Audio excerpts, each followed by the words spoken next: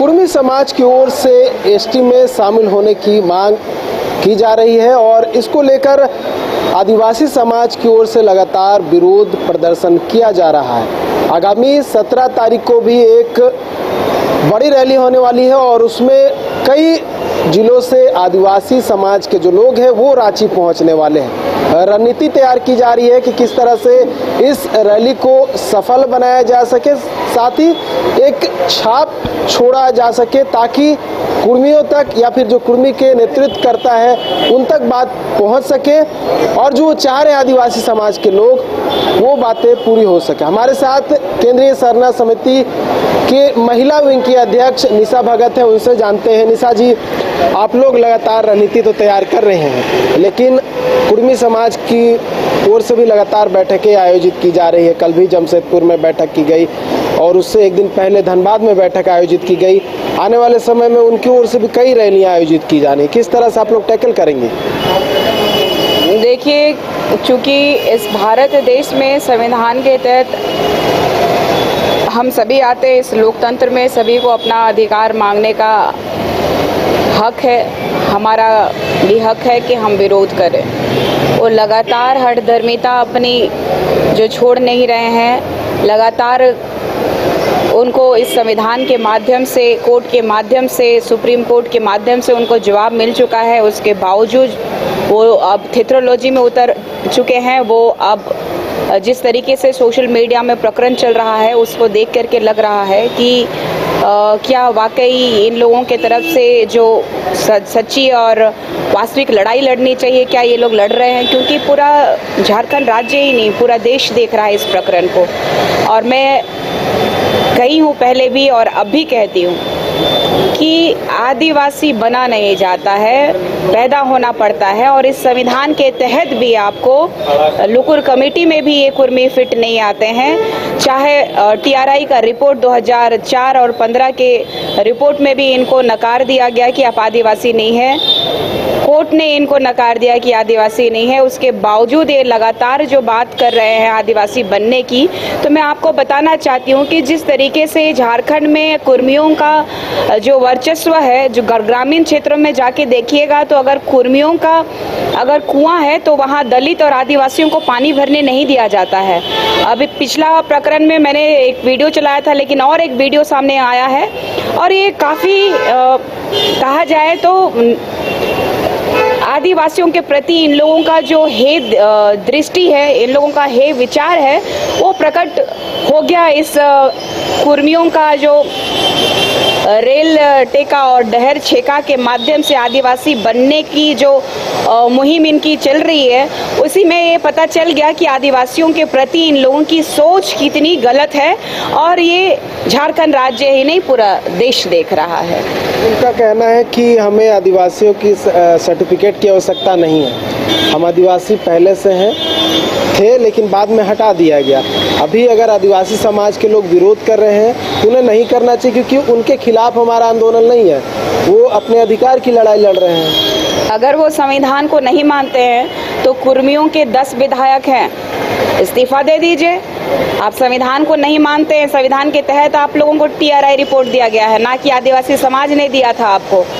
जो संविधान को नहीं मानते हैं तो संविधान के अंतर्गत रह करके असंवैधानिक बात करने वाले विधायकों को तो स्वतः संज्ञान लेकर के छोड़ देना चाहिए और कुर्मी समुदाय के लिए अपना प्रखरता के साथ में आंदोलन को जारी रखना चाहिए। आंदोलन आप कीजिए। और आदिवासियों का इतिहास बहुत गहरा है, आदिवासियों का भी बलिदान बहुत गहरा है, जो कि ये देश ही नहीं पूरा विश्व जानता है। ये भी कह रहे हैं नकली लोग हैं जो अपनी संस्कृति को बचा नहीं पा रहे, वो हमारा विरोध कर रहे हैं। देखिए, हमारी संस्कृति को बचाने की बात जहाँ तक आ रही है तो पूर्वजों से, आदिकाल से, जब भगवान राम वनवास के लिए गए थे उस समय में भी जिक्र है आदिवासी महिला का, जो सबरी माँ के रूप में जंगल में उनको मिली थी। आदिवासी समुदाय के लोगों ने भगवान राम को भी आश्रय दिया था। और हम आदिवासी समुदाय जो है तब से लेकर के आदिकाल से अब तक अपने संस्कृति, अपने सभ्यता को बचाए रखे हैं, अपने जल जंगल जमीन के प्रति, अपने माटी के प्रति अपना आज भी वही भाव रहा है। इसीलिए पूरा देश जो है, जबकि सुप्रीम कोर्ट ने भी कहा है कि 2010 में कि इस देश के मूल मालिक आदिवासी हैं और पूरा देश जो है आदिवासियों की संस्कृति की वजह से ये भारत देश संस्कृतियों का देश कहलाता है। अगर आदिवासी नहीं होते तो शायद हमारी संस्कृति के माध्यम से इस भारत को रिप्रेजेंट नहीं कर सकते थे कि ये संस्कृतियों का देश है। तो आज से नहीं, ये आदिकाल से हमारी संस्कृतियों को बचाने की बात जो है हम लोगों के पूर्वजों के माध्यम से हमें मिला है, वो आज यही तो है कि आदिवासी एकजुट है, तभी तो आज सड़कों पे दिखाई दे रहा है। अगर आदिवासी अपने हक और अधिकार की लड़ाई नहीं जानता तो शायद वो किसी तरह से एन केन प्रकारन करते हुए वो हमारा समुदाय में एंट्री करते हुए राजनीति का हम लोगों को शिकार करते हुए हम लोगों को खत्म कर देने का काम ये लोग को पूरी तरीके से चल रहा है। ये लोग चाहते हैं कि हम लोगों का जो समुदाय आदिवासी है उसको किस तरीके से मटिया मेट कर दे, खत्म कर दे, इतना ही इन लोगों का उद्देश्य है। आप देखिएगा 2005 का जो एकल पद के लिए जो आरक्षित सीट है हम लोगों का वो खत्म हो जाए, इसलिए 2005 में सुदेश महतो जी ने कोर्ट में अपील की थी और वो जीत भी गए थे।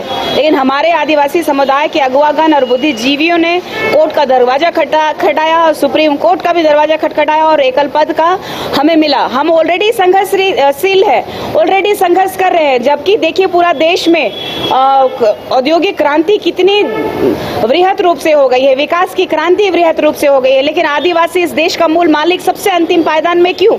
आज भी हमारे पास में बुनियादी शिक्षा सुविधा क्यों नहीं है?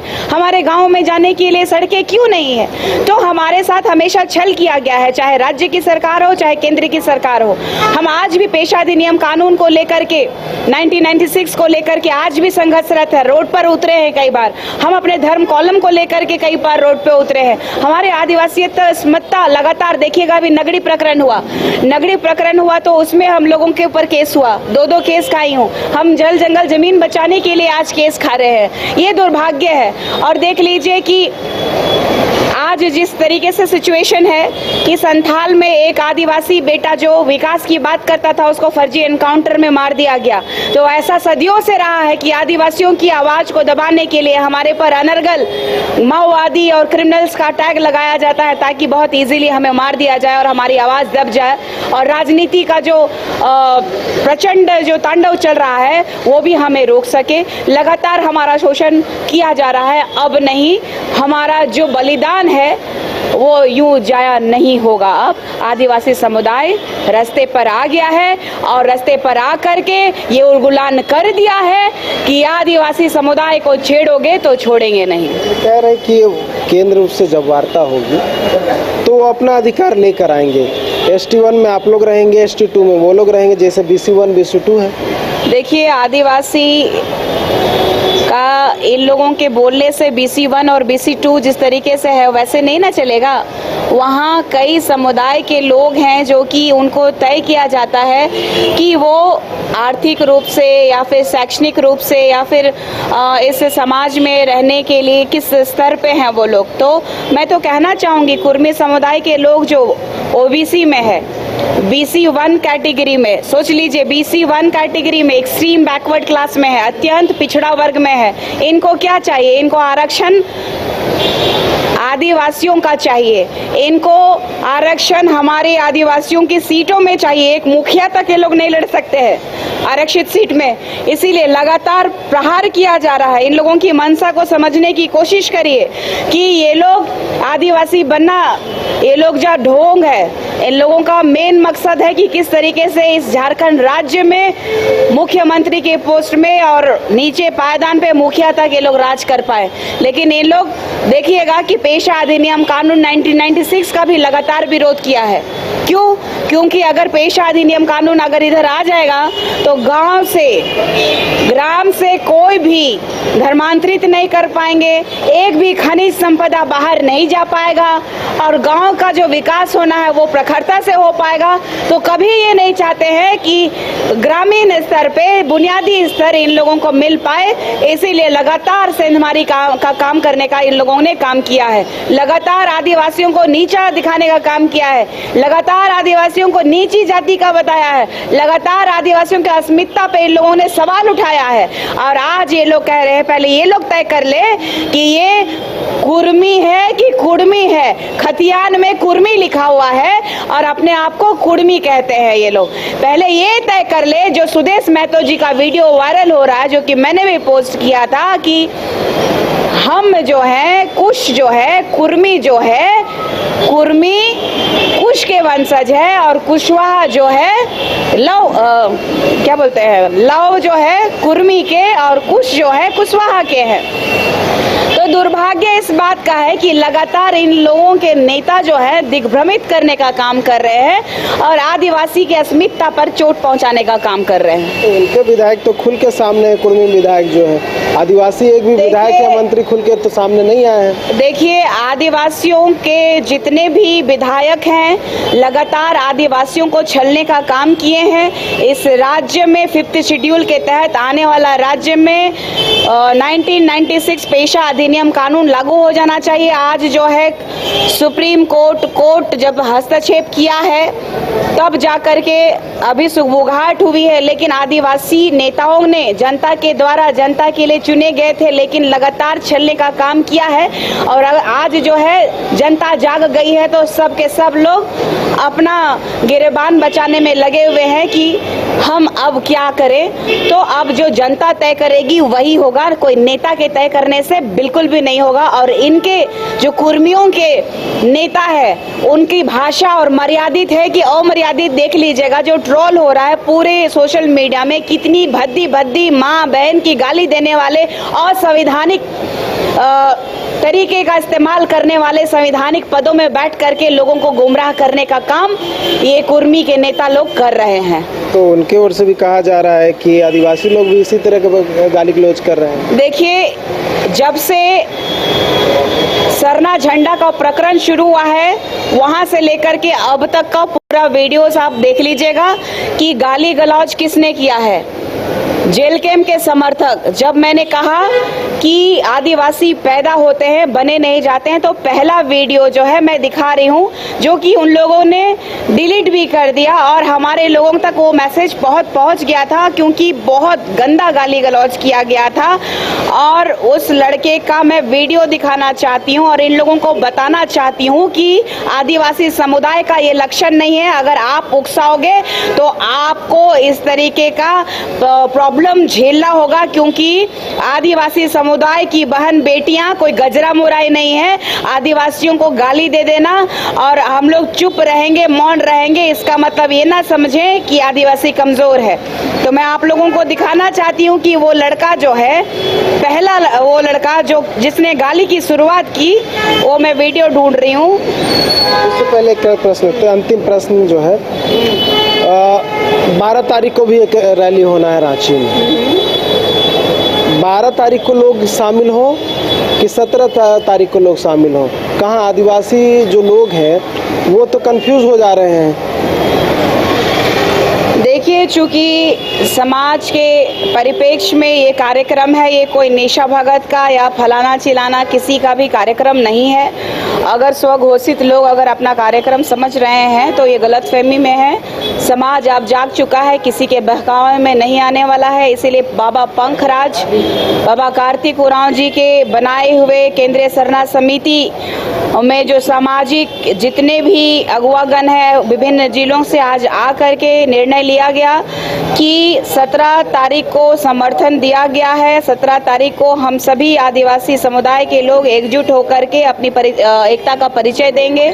क्योंकि जो 12 तारीख को कार्यक्रम कर रहे हैं उनका जो अगुवाई करता है वो आदिवासी बेटियों को चीर-फाड़ कर देने की बात करता है और लगातार आदिवासियों की अस्मिता के साथ खिलवाड़ करते हैं। और सबसे बड़ी बात है कि आदिवासियों के परिप्रेक्ष्य में वो ना बोलते हुए लगातार विरोध का काम किए हैं। देख लीजिए कि कुर्मियों के द्वारा पहला जो गाली प्रकरण था ये था। बस वीडियो दिखाए, साउंड नहीं है। ये साउंड है इस पे, तो साउंड चाहिए नहीं, मतलब हाँ ये दिखा दे रही हूँ। ये पहला वीडियो था जो डिलीट करवाया गया है, जो डाउनलोड मैं कर ली थी। जिस समय मेरे को जेल कैंप से निकाला गया, तो जेल कैंप से निकालने का कारण क्या था? इससे पहले ईसाई समुदाय के बारे में बोली, जो कि हमारे समुदाय के लोग धर्मांतरित कर हमारा लाभ लेने का काम कर रहे हैं। इसका विरोध मैंने जब किया था तो यही महतो लोग मजा ले रहे थे। जब हमें जान से मारने की धमकी दी गई थी, जब उस समय तो समर्थन भी किया था जेल कैंप के सुप्रीमो ने। जैसे ही मैंने कुर्मी समुदाय के लिए बोला कि आदिवासी बना नहीं जाता है, आदिवासी पैदा होना पड़ता है, तो उनको लग गई मिर्ची। और ये लोग लगातार इस बात को गाली गलौज समझ रहे हैं। तो अपने हक और अधिकार की बात थी, ये गाली गलौज नहीं होता है। मैंने कहा था, फिर से पुनः दोहरा रही हूँ, चाहे ये रेल टेका कार्यक्रम कर ले, चाहे डहर छेका कार्यक्रम कर ले, चाहे वो दिल्ली के जंतर मंतर से अपना नारा लगाए, चाहे कुतुब मीनार से कूद जाए, तो मैंने इतना ही कहा था। मैंने गाली कहा दी, उसके बाद तो गालियों का बौछार शुरू हुआ। ये लोग तो जिस तरीके से नेपाल बना देने की बात, मणिपुर बना देने की बात कर रहे हैं ये लोग, तो बात कहाँ से उठ के आई, प्रकरण कहाँ से उठ के आया? तो झूठ बोलने की ये फर्जी लोगों को आदत है। लगातार ये लोग फर्जी चीजें परोसने का काम करते हैं और समाज में दिग्भ्रमित करने का भी काम कर रहे हैं। ये लोग तो ये तक कह दिए हैं कि मैं ईसाई हूँ। ये लोगों को लगता है कि जिन्होंने इनको पैदा किया है उनके बारे में इनको जानकारी नहीं है, लेकिन मुझे जानकारी है। मैं एक आदिवासी की बेटी हूँ और मुझे गर्व है ये कहते हुए कि मैं आदिवासी बेटी हूँ, आदिवासी परिवार में पैदा हुई हूँ। बहुत बहुत धन्यवाद निशा जी। तो देखिए, तैयारी हो चुकी है। 17 तारीख को आंदोलन होना है। एक बड़ी रैली जो है रांची के प्रभात तारा मैदान में होनी है और उसमें आदिवासी समाज को आह्वान किया गया है कि बड़ी संख्या में उस आंदोलन में पहुंचे, उस रैली में पहुंचे, ताकि एक विरोध जो है वो कुर्मी समाज का किया जा सके। जो मांग कुर्मियों की ओर से की जा रही है उसका विरोध किया जा सके। देखने वाली बात होगी कि उस रैली में क्या कुछ होता है और क्या कुछ इम्पैक्ट जो है राज्य भर में देखने को मिलता है। न्यूज़ बाइस्कोप के लिए कारब सनूतन के साथ नीरज कुमार, रांची।